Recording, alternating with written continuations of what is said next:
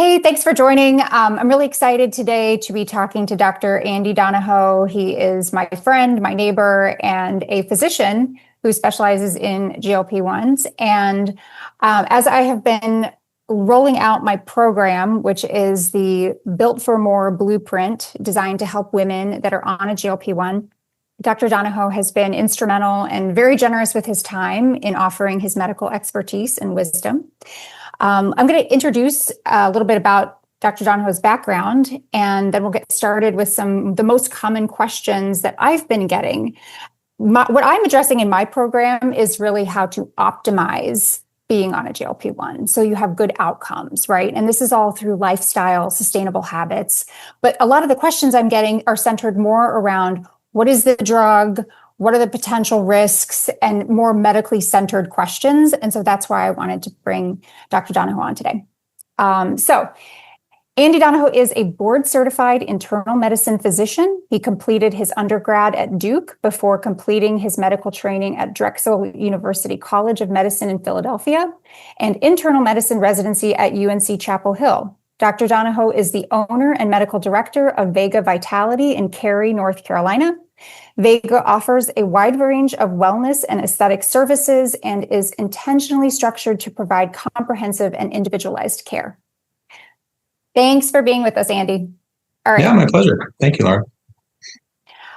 So the first question, I think it's really important to address this because I'm finding that a lot of people don't really know a lot about GLP-1s and how they function in the body. What are they? Where did they come from? So can you give us a brief explanation of what is a GLP-1 and how does it work in the body? Yeah, absolutely. So GLP-1s are glucagon-like peptides, and it's been a known substance emitted by your intestinal lining in the further part of your intestine, what we call the distal intestine, typically in response to eating. So when your body senses that you've had nutritional intake and your intestines are getting that signaling, then this peptide is released. And even though it's released from the intestine, it actually has receptors all over the body. It has receptors in the brain and the kidneys and the heart. And it's responsible for a lot of the feelings that we get after we've eaten a meal, which is essentially a feeling of fullness. But it also is an important signal within the digestive tract to account for the nutrition that was just ingested. So it has a lot of effect in terms of getting your intestines ready to handle the food that just came through, mediating your immune system, because there's a lot of your immune system that's located and anchored in the GI tract. And what we've learned over time with these medicines is that the effects on insulin production, glucose metabolism, and again, your feeling of sort of fullness and digestion can be involved in how we use these medicines to treat common conditions like diabetes and obesity. So that's so fascinating to me. And it was one of the first things that I learned that really intrigued me was that the GLP-1s aren't just creating a sensation of fullness that comes from your GI system. It's really acting on the brain. And I find that to be really fascinating. Can you elaborate a little bit about like how that's working in our brain and why and what it's doing? Yeah, sure. So the signaling that comes from our intestines, and again, I think in general, we feel that the intestines are primarily just to help us absorb food that we eat, but we actually know that the intestines are one of the most functional endocrine components of our functioning. It's very high density of immune response as well. And so the GI tract in total plays such a large role in our overall health and well-being. And as medicines like this come out and we find more and more information out about these medicines, it actually helps us also learn more about how the intestines work, things that we didn't quite understand along the way. But when these peptides are released and your body is sort of acknowledging the nutrients that were just ingested, those signals go well beyond what your intestines are involved with, and how your brain responds, how your kidneys respond, how your circulatory system responds, how your fat tissue responds to these signals is something in each case, that's very specific to the organ that's receiving the signal. So how your brain feels about that and interprets the signal, how your kidneys feel about it and interpret the signal is all unique to those systems. And as we've learned more about how these peptides can influence things other than just insulin release and sensitivity, we also realize now that there's more function for obesity and how it affects cravings. And once it gets into that discussion, then we find out that actually those cravings aren't just about food, but the GLP-1s can be helpful for managing other cravings, like some patients suffer from elements with addiction. And within that neuroendocrine milieu is also how our body handles other hormones in relation to stress and obesity. And so things like testosterone and estrogen also come into the conversation in terms of how this peptide is affecting the downstream effects in our body. So I think that's something that we're hearing a lot about are some of these promising studies that are out there where it's talking about how GLP-1s are not just going to be for weight management, but the future of GLP-1s will be mitigating things like addiction, alcoholism, Alzheimer's, Parkinson's. Tell us more about the studies out there right now and how you feel about the direction they're going. Yeah, so when we talk about, studies and data and where we get support for certain things, it's always important to recognize that the kind of studies that we're doing is directly related to how credible we think that data is and what the suggestion is. The first priority for all of these things is to make sure that the safety data supports using these medications for the reasons that we think they're helpful. And that means that those studies have to be the most robust. Fortunately, the FDA, if you compare the FDA to other safety panels around the world, what they have in Japan, what they have in Europe, the FDA tends to be pretty stringent in terms of its safety profiles for medicines and what it approves. And that shouldn't be taken just on face value to say that the FDA approves something, so it must be safe. But generally speaking, by the time the FDA has approved a medicine for a certain use here, then the safety studies have had fairly legitimate support for use over the period of time that the medication was studied. Our standard of care in the medical community, or our standard of scientific data in the medical community, is based on prospective, double-blinded, placebo-controlled studies because it's the best evidence you can get that something is better than either placebo or a comparative medication. And that's really, again, the gold standard for what we would hope to have. The truth is that for a lot of what we do, either in terms of medical practice or the medications that we use or the indications that we use those medicines for, there are other versions of data that are available that may give us a hint that this is also the way this medication is performing, or what we might hope to do further studies on if we can do a double-blind prospective study in the future.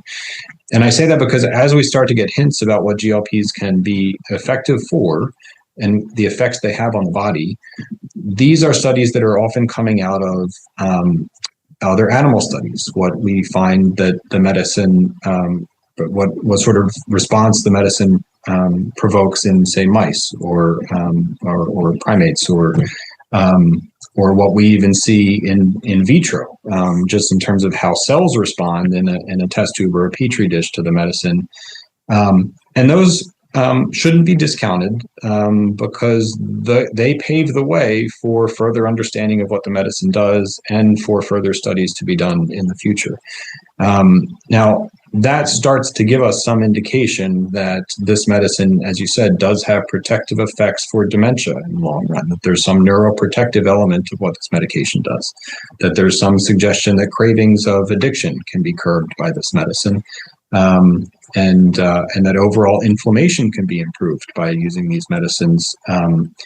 Now, that conversation starts to diverge a little bit, because does it mean that you're going to prescribe this medicine for that reason, or that if you're on this medicine for control of diabetes or obesity, which are indications that it is approved for, that you may also have these other benefits occurring to you? But it's important to understand, I think, that when we track patients who are on these medications long term, we don't know if we're going to find benefits or harm. This is how we discover that being on something long term is harmful and that should be pulled from the market.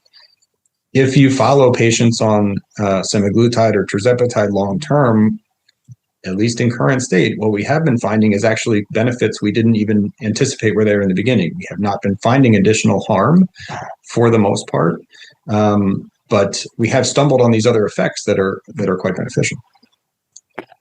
I think that's kind of where I was going with that, because one of the most common questions that I get from people is it safe? I don't know if I'm comfortable trying this because we don't know the long-term effects. And I think, as you and I have discussed, that's not entirely true. We do have some good data that points to it being very safe. And as you're saying, it's even showing that there are extra benefits that weren't anticipated initially. So, what's your consensus on that in terms of safety? If a patient says to you, I'm really concerned about long-term risk, how do you respond to that question? Yeah, well, I say that it's a very legitimate concern. We should look at anything that we're prescribed in terms of how long, what should be my goal for how long I should be on this. Are there risks to coming off of it or risks to staying on it long term? And the answer to that question is very different for different medicines. I would also add that we've been down this road before with the previous weight loss medication that was phentermine or fen-phen, which became evident pretty quickly that long-term use of this medicine had cardiovascular side effects that were not so acceptable. And so there's pretty clear guidelines now that, one, you probably shouldn't really use that medicine, but if you do, you shouldn't really be on it for more than a few months at a time. And so again, the medical community discovered a medicine that was fairly effective for weight loss, and the data eventually ended up bearing out that there's risks to how we dose it and how long we use it. And that concern is very legitimate for new medicines that are to the market. If something was studied and presented to the FDA that was studied over a 2-year period, then that's the longevity of data that we have at the moment to say that this medicine is safe. If you wait another 5 years, yes, you may find out that the studies actually bear out some different risk profile. What I say specifically as far as GLP medicines are concerned, and this is more specifically semaglutide and tirzepatide now, we don't have as much data about retatrutide, but these are not, well, two things about semaglutide. I'll use semaglutide specifically as an example. Semaglutide was approved by the FDA for use in diabetics as a diabetic medication to help control blood sugar in 2017.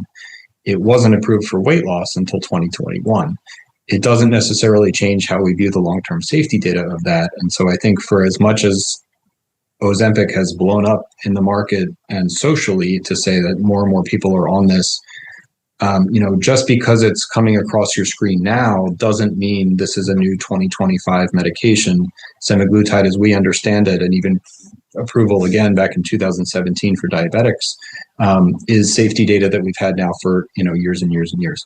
So I'm more comfortable as a clinician prescribing a medicine that at least has several years of safety data behind it. We don't often get into 20 plus years of safety data. What does it mean to be on a medicine for 20 plus years, which is the case for some patients, for instance, on statins or things like that are on medicines for a long term. But generally speaking, if you hit the 10-year mark with safety data, we presume to be in good shape. I'll add to that this is even not the first time this category of medicine has been approved.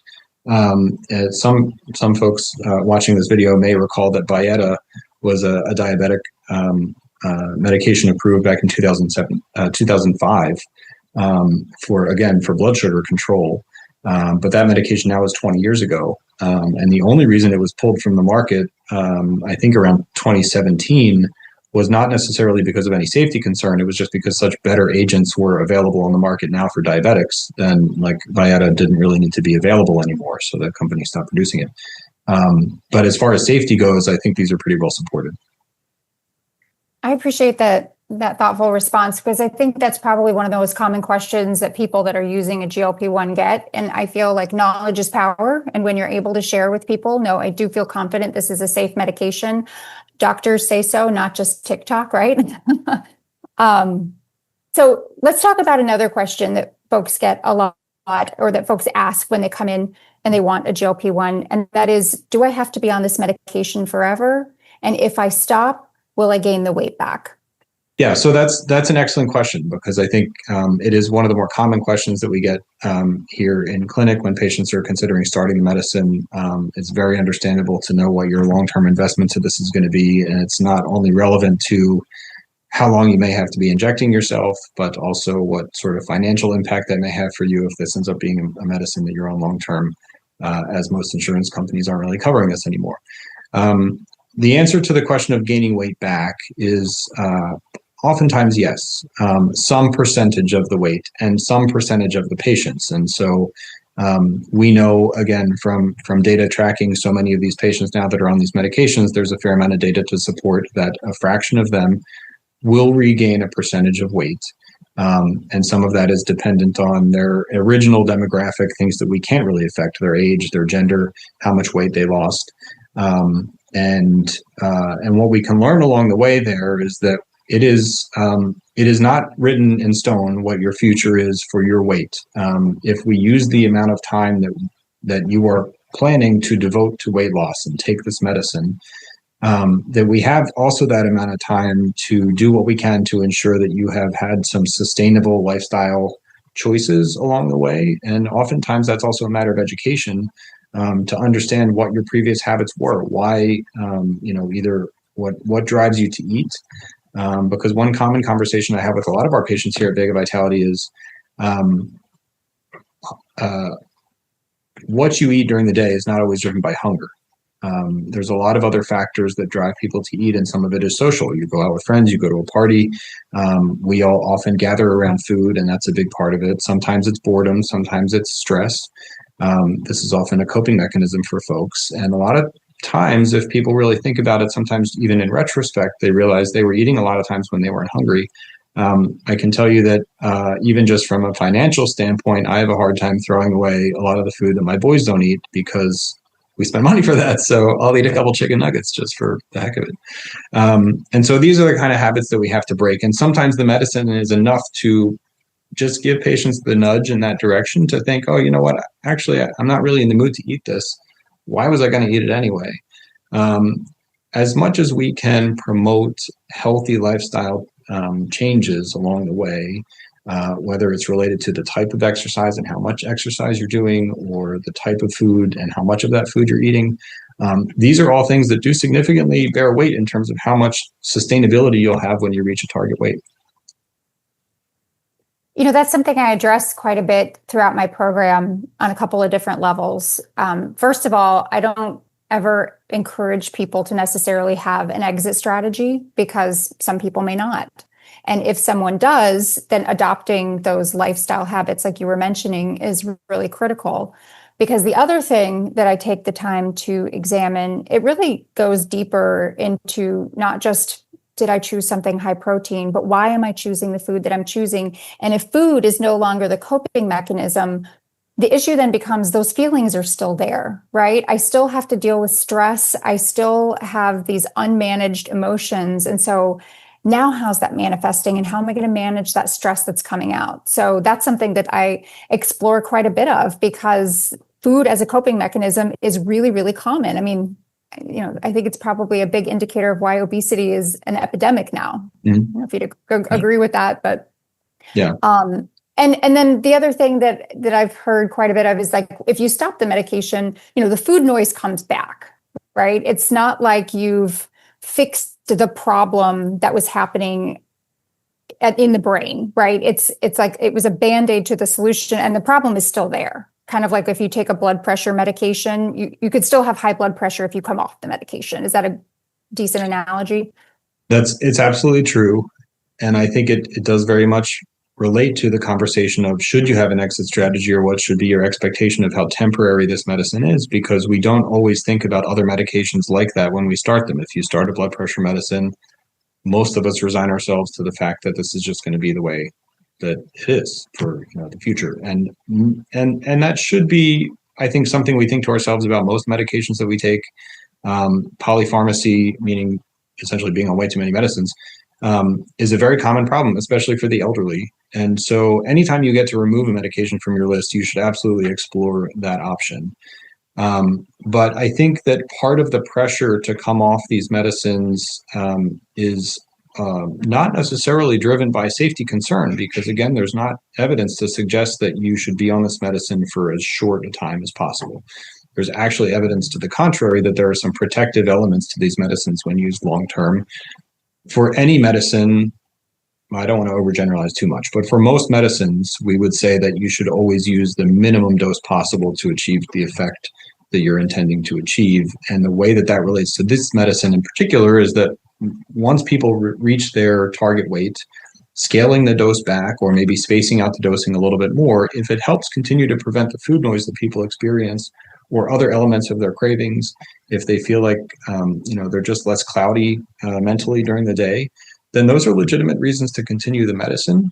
But it should be at the lowest dose possible. And if you feel that you can come off the medicine, then that is something that is certainly worth exploring. There's no risk to stopping it. You just may realize that a lot of your symptoms, as you said, or your weight starts to come back. And if that's the case, you can make an informed decision with your provider about whether to restart the medicine.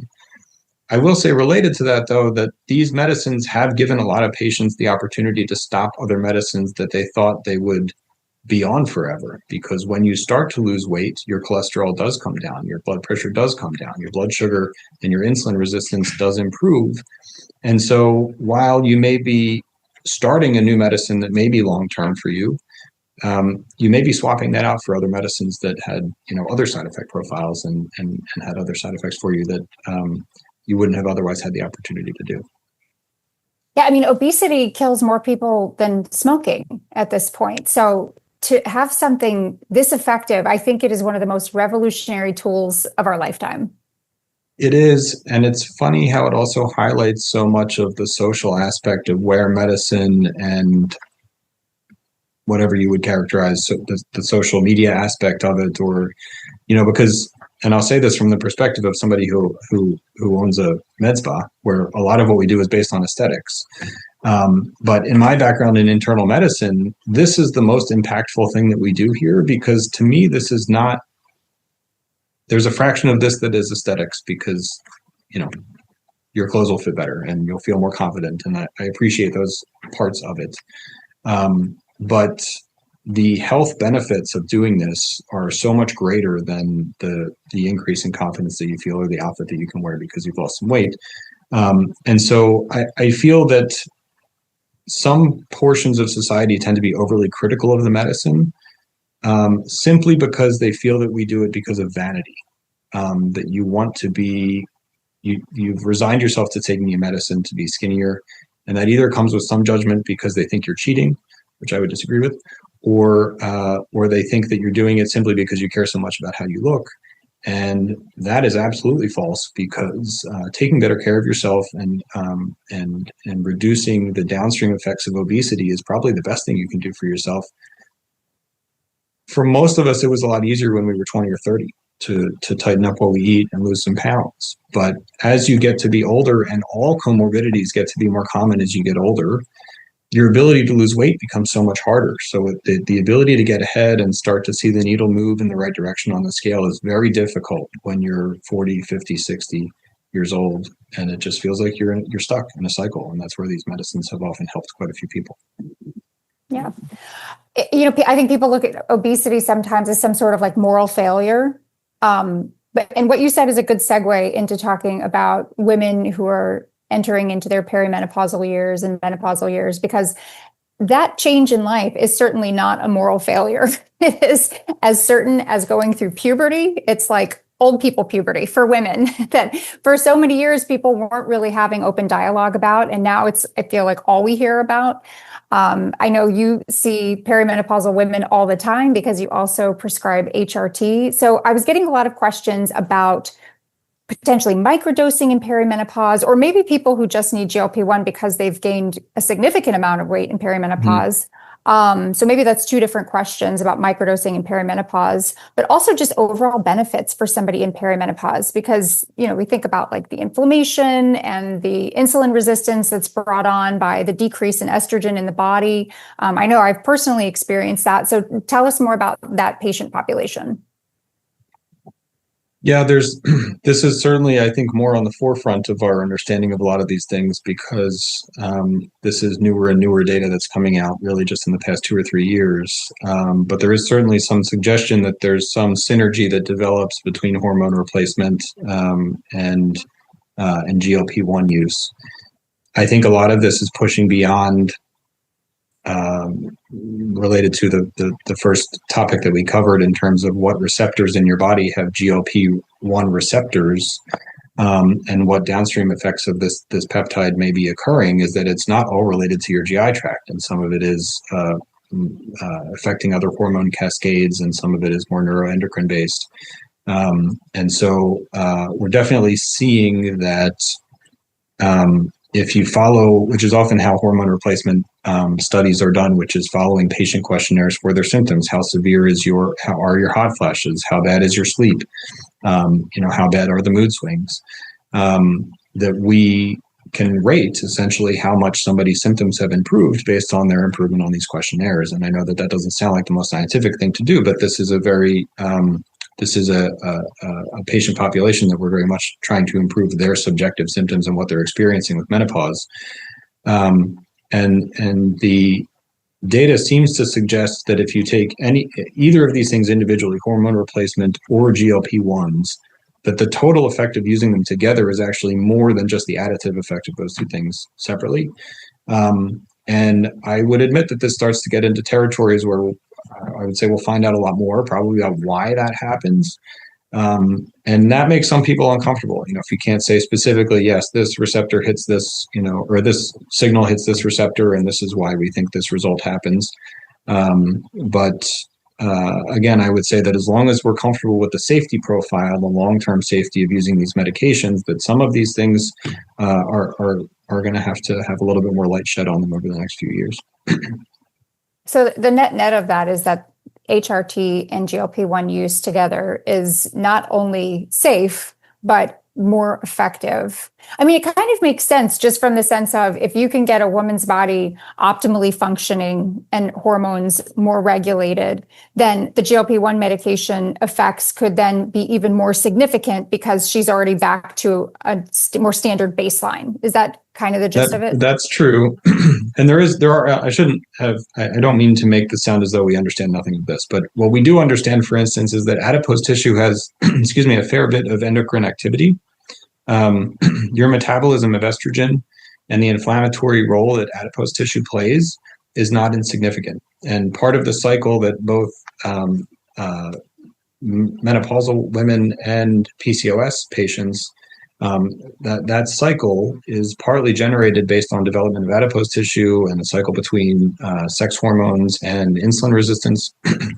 And so it starts to become clear that there's an interplay enough here that if you do start to affect not just the estrogen pathways for menopausal women and trying to improve those symptoms, but also reducing some of the adipose tissue, that you are cutting essentially both ends of that cycle that have started to spiral, in a way that wasn't so pleasant for perimenopausal women. So the steps are there, and if you follow the breadcrumbs, you can kind of see how it pieces together for folks. But the other element of that I would note is that of the symptoms that perimenopausal women really struggle with is either weight gain or redistribution of weight into more central obesity and meaning belly fat essentially.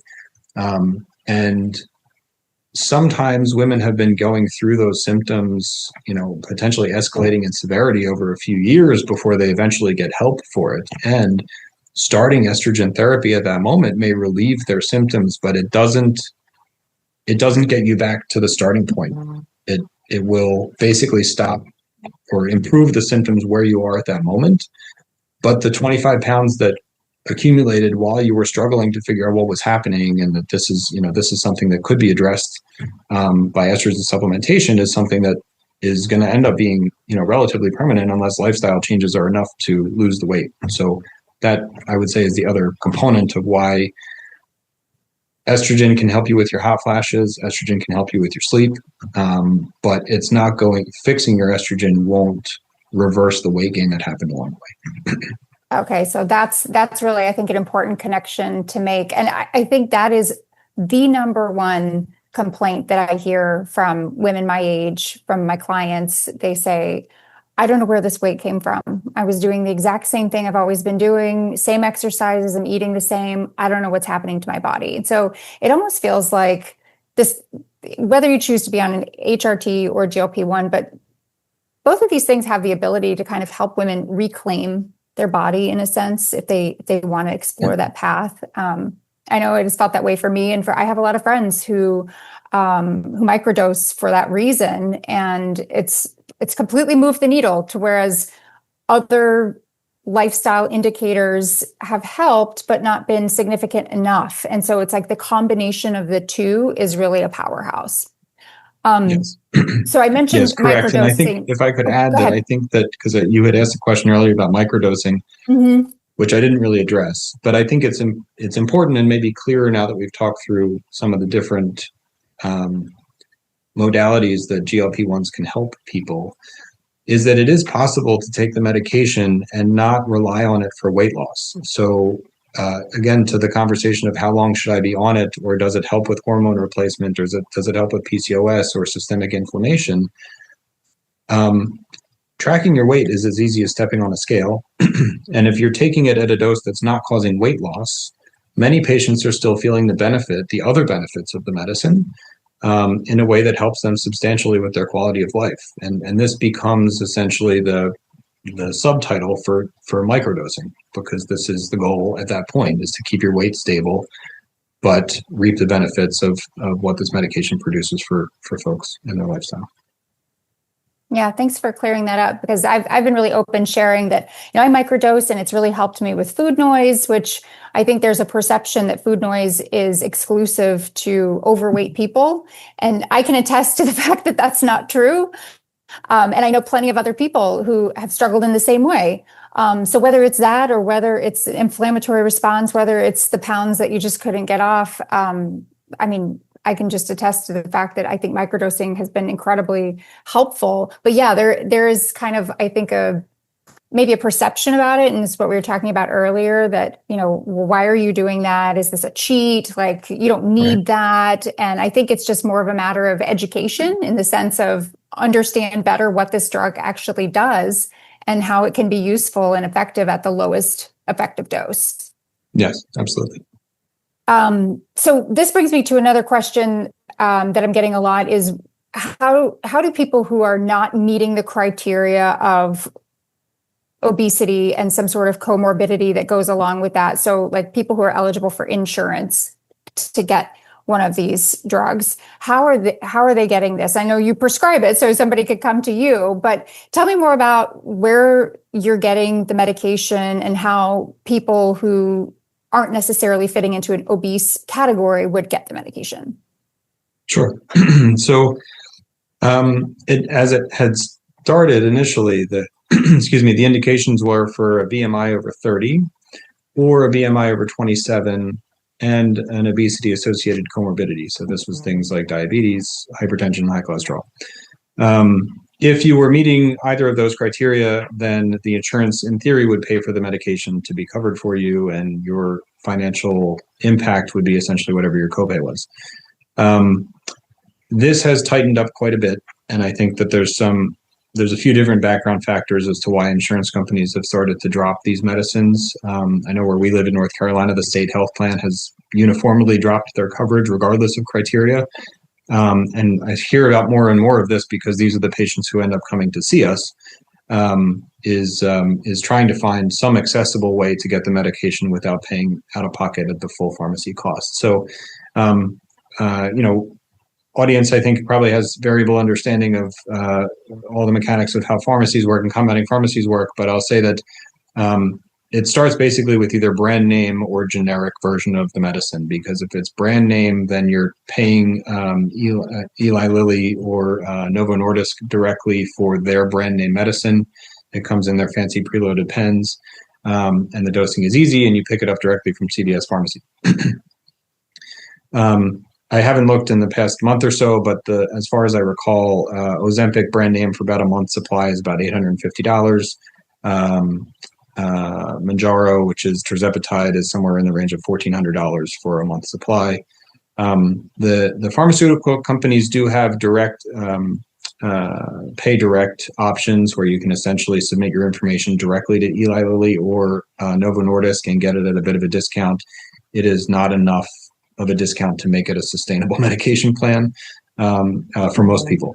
So the alternative to be able to have access to those medications is to go through a compounding pharmacy. And what that essentially means is that a pharmacy that has the individual components of the medicine mixes it specifically for you when we send a prescription in. So if I were to send a prescription in and say, hey, this is for Mr. Smith, they're going to start semaglutide at 0.25 milligrams a week. The compounding pharmacy will get to work on making a vial specifically for Mr. Smith and sending it to our clinic or to the patient directly, where then they can start to take it. This is then not the brand name medication. So it's not Ozempic, it's semaglutide. And that comes with a few caveats. So I like to use Chips Ahoy as an example here, which is that when you buy Chips Ahoy at the grocery store and you open a sleeve, pretty much every cookie is a Chips Ahoy cookie. There's a lot of predictability into that manufacturing process, and this is part of what the FDA approves when they approve a medicine, is that every syringe that comes from CVS labeled Ozempic is as identical as every Chips Ahoy cookie is, so you know what you're getting for sure. People compare compounding pharmacies to making cookies at home. As you do the mixing in the bowl, some cookies are going to have more chocolate chips in them. Some cookies are going to be larger or smaller. And that this is reported to be the risk of getting medications from a compounding pharmacy. If I get Mr. Smith's vial of medication this month, the dosing in that medication, the concentration of the medication may be plus minus a bit. And the next vial we get next month from Mr. Smith may be plus minus the concentration based on what they're mixing in the pharmacy. I would say that the cookie example exaggerates what actually happens in real life for compounding pharmacies. The FDA is not approving every vial that comes out of a compounding pharmacy. So there is some inherent risk to that. Most compounding pharmacies send their medications to a third-party tester, meaning an independent company is testing the concentration and the milligrams of every vial or batches of vials that are sent out, so that there is some checking of what's happening at the compounding pharmacy. And intermittently, the FDA will go in and spot check compounding pharmacies to make sure that their safety and sterilization techniques are appropriate. And all of that information is available online. You can go and see any citations that have been levied against any particular compounding pharmacy.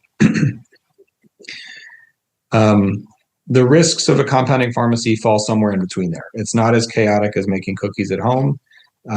It is not as uniform and regimented as the brand name medication that you're getting from CVS, labeled as Ozempic. And there are thousands of compounding pharmacies across the country, so I'm sure there's some variability even in terms of how they handle things and how consistent they are. We use a handful of compounding pharmacies here at Vega, and over time you get to be familiar with how consistent their product is coming out, or if you're experiencing any particular issues with those. But we've had a very good experience with the pharmacies that we've used. The benefit to doing that is essentially, one, there's access for a lot more patients at a much more accessible price than it would be if it was over the counter. We have a lot more flexibility in terms of how we can tailor a regimen for patients based on what we order from the compounding pharmacy. And when it comes to things like microdosing, for instance, sometimes patients are microdosing, typically meaning that you're taking less than the lowest dose prescribed commercially. And for those patients, it may mean that they're taking it either less than once a week, or they're taking a lower dose than would typically be prescribed for a patient taking it for weight loss. And in either of those cases, we have a lot more of that flexibility from a compounding pharmacy than we have getting the syringes from the local pharmacy. It seems like that would explain the widespread prevalence of the accessibility to the drug from online pharmacies. What I've seen in terms of folks coming to me as clients and even people in my life that I know, there tends to be a lot more incident of side effects I've noticed from people who are getting them from online pharmacies because it's a little bit the wild, wild west out there. And I've just noticed that some people are kind of left to their own devices in terms of their dosing, their titration. So it seems to me like that's probably the biggest risk in all of the compounding pharmacies out there is not the actual medication you're getting, but the fact that it can be left up to the end user to just sort of figure it out. Absolutely. I agree with every point you just made. There is a lot of the Wild West out there. And I would say that for as many people as there are who express concern about the safety of these medications, our main experience with patients who are having safety issues or side effect issues is because you're basically left on your own to do this at home. And even in the clinic setting, I would say that the main patients who end up running into issues with side effects, and just to be clear, that generally means a little bit of indigestion, nausea. We haven't actually had anybody throw up here in clinic, but certainly feeling a little bit too full or uncomfortable. And sometimes lower GI side effects as well, such as diarrhea or constipation, although I would say that's not as common from what we've seen, is when there's a misunderstanding of dosing. Because when you're pulling up the syringes of medication from the vial that is sent to you, it's in units, which are just a fraction of a milliliter. And so the ability to misdose potentially by a factor of 2 or 3 is pretty easy if you're not understanding what you're supposed to be drawing up or if you're misreading the syringe. And so not only is that more likely if you're doing this at home with fairly little instruction, but you also don't really have anybody to turn to and say, hey, I didn't feel so good after that last dose. And kind of guessing as to why that might be. Maybe the medication's not for you. Maybe you are having legitimate side effects. Maybe those side effects are tolerable, or maybe they're more concerning. But unless you have somebody to talk to about what happened there and what to do about it, I'm honestly not sure what so many folks are doing who have the medications come from an online vendor. Now, it is essentially the same process. It's just without a lot less guidance. So the compounding pharmacies that the online vendors may be using may be the exact same compounding pharmacy that we're using locally. They have a lot of curtains in front of like where the medicines come from. So I don't know for sure where that is. But I don't have a reason to believe that they're necessarily, cheating the manufacturing process. What's not surprising to me at all is that if somebody were left on their own to figure out their dosing at home, they're going to run into problems. Yeah, and I hear people very eager to lose the weight very quickly, and I am quick to respond. This is a marathon, not a sprint. And the outcomes are not going to be as desirable as you think they are if you just drop the weight rapidly. That's when I think people get into that aesthetic. We were talking about kind of the vanity aspect, but the aesthetic is not always great when people lose weight so rapidly. That's when you start hearing, and I think these are really mean, unfair terms, but like Ozempic face or Ozempic butt, or, people talk about them looking gaunt. But it seems to me like those people are in such a rush and maybe they've gone a little too fast. But in terms of like what to expect for somebody who starts the medication, how quickly, if they're doing it correctly, would people start to see weight loss? And then what is a reasonable amount of weight per month, for example?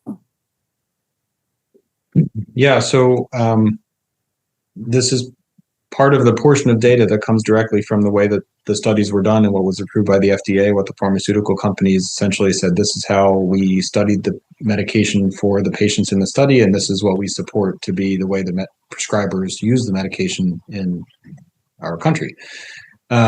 And that is to say that you start at a starter dose, essentially. This is true for tirzepatide or for semaglutide. Your starting dose is dosed once weekly, and you are not intended technically to lose weight at that starting dose.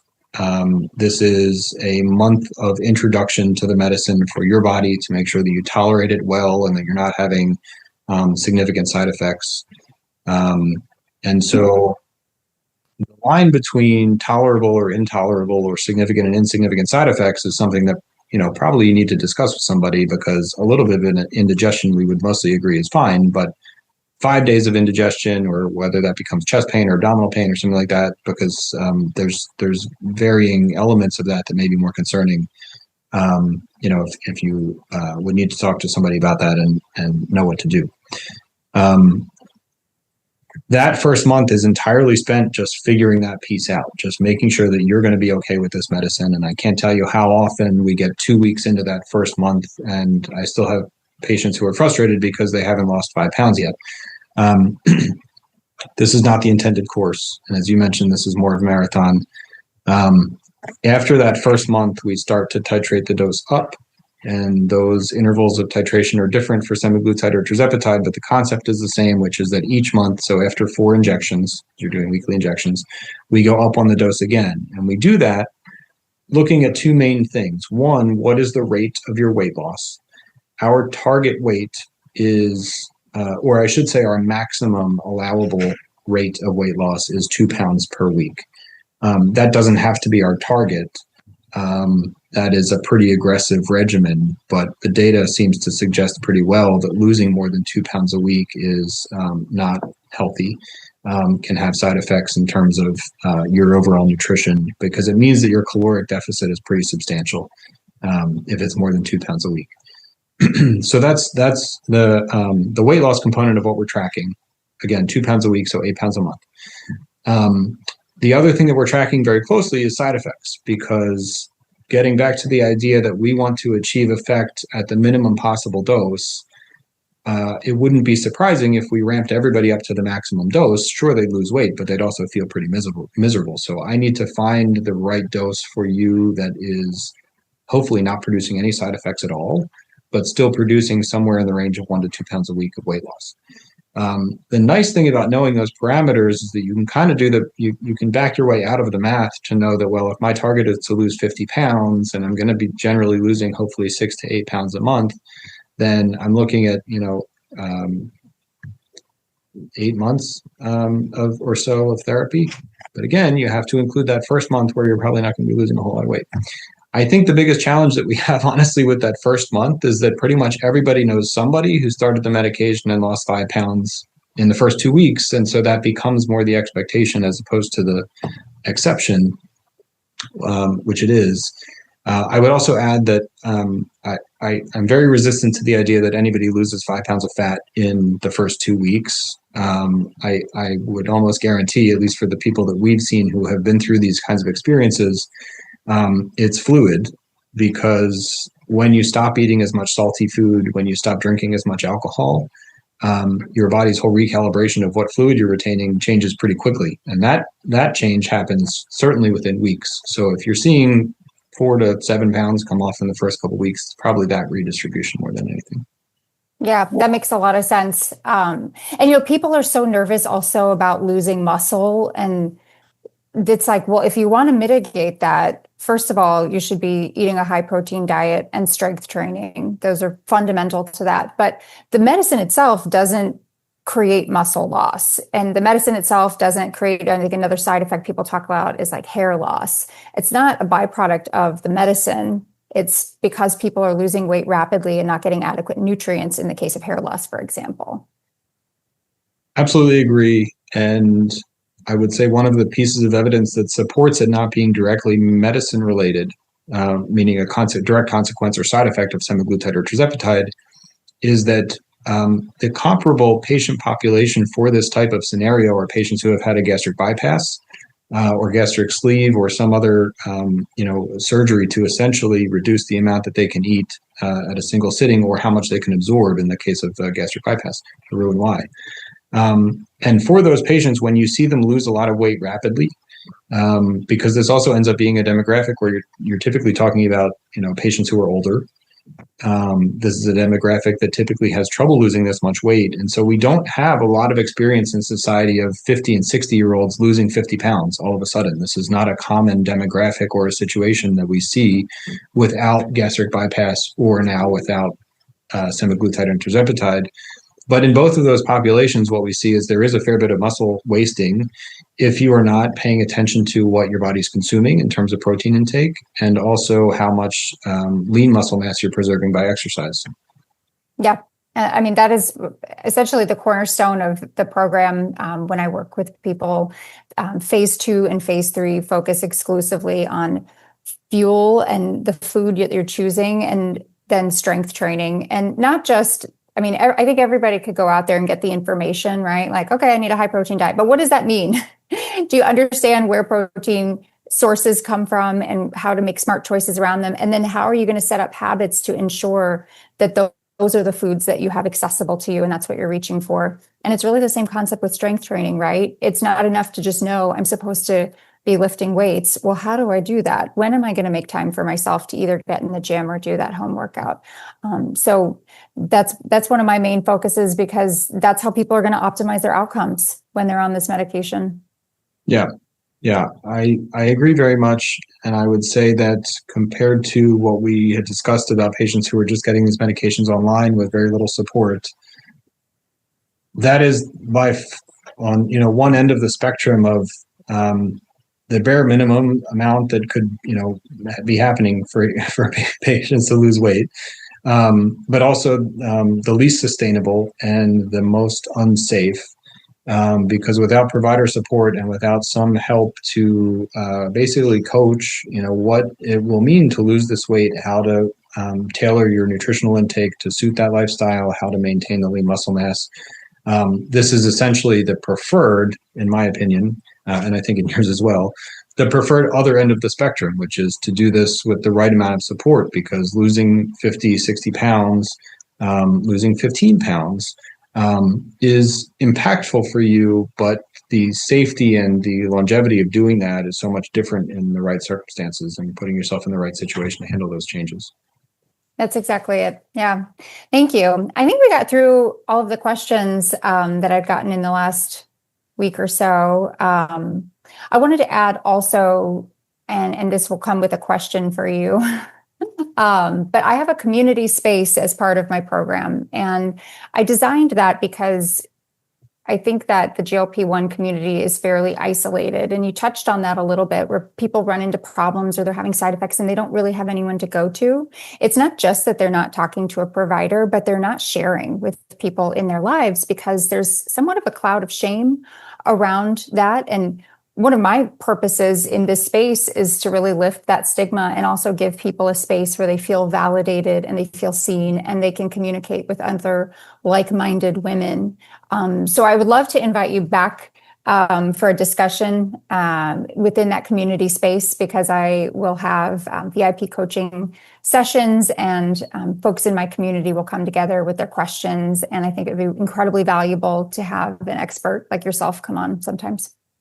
Absolutely. It would be my honor. I think that these conversations are so valuable for how prevalent these medications are. And to your point, for the, I don't know if secrecy is the right term necessarily, but this is a private matter for a lot of people, but it also comes with a lot of social potential judgment for what other people's perspective may be of it. So as much as we should be talking about it and making sure that we're fair about the information that's out there, and the right way and the less right way to do some of these things, there aren't great outlets to do that and to have those conversations. I'm certainly happy to be a part of that. Thank you. I appreciate it. And for anybody that has watched this webinar and that is interested in exploring GLP-1, you'll receive a follow-up that's got Dr. Donohoe's information and everything, so that you can contact Vega and set up some time with him personally to discuss if it's right for you. Thanks. Great. Thanks, Dr. Andy. Oh, you're very welcome. Thank you, Lauren.